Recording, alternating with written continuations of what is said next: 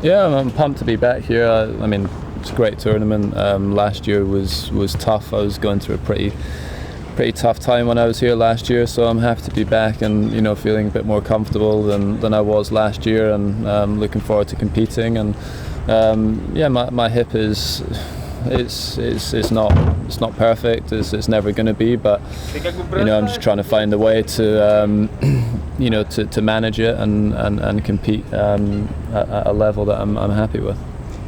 Will it force any changes to your game, your court movement, shot selection, anything like that? Yeah, I mean, I think it will. Obviously the priority is to go out there and try and win matches, but maybe it'll be a little bit smarter, in terms of different stages in games. If you're 40 love down, rather than playing 20 shot rallies in those situations, maybe trying to take a few more chances. Maybe if I'm ahead in games, try and find ways to shorten points a little bit as well. So we'll see. It's certainly something I've spoken with my team and my coach about. So see what happens when I'm out there. You spoke about your motivation in working back from this injury is that you wanted to finish your career on your own terms, which hopefully is still many years away. Can you speak to that?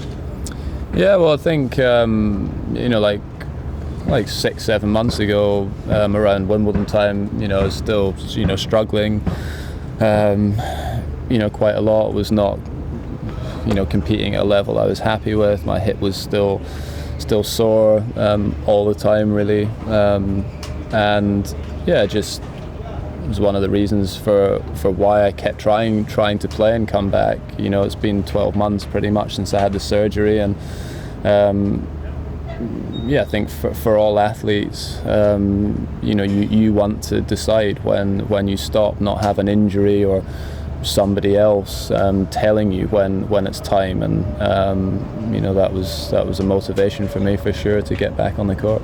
It's just more how quickly things changed for me when I had the hip injury around the sort of French Open, Wimbledon time last year in 2017. I was ranked number 1 in the world, and literally a few months after that I was struggling to do any training. I was struggling to play at any level, and that was the case really for kind of 9 or 10 months, and even now it's been 18 months since then, and it's been really hard. So at that moment in 2017, I was not thinking that I'd be in this position, and I thought I'd have many more years competing at the top level, because I was right at the top, and things turn around extremely quickly, and don't know what's going to happen next really. So it's been hard. Your expectations for the Australian swing and for the remainder of the year? I think it'll be a bit easier for me to kind of assess that once I've played a few matches and I see how I feel really. I've been practicing with the guys, and it's maybe better to ask them what my level's like. But I'm competing just fine, and playing good tennis.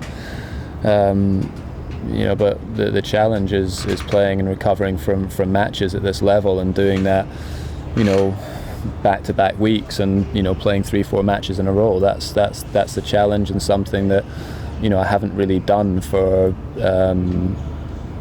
about 18 months really. I played 3 matches in Shenzhen, and was that September, October, but that's the first time I've done that in a long while.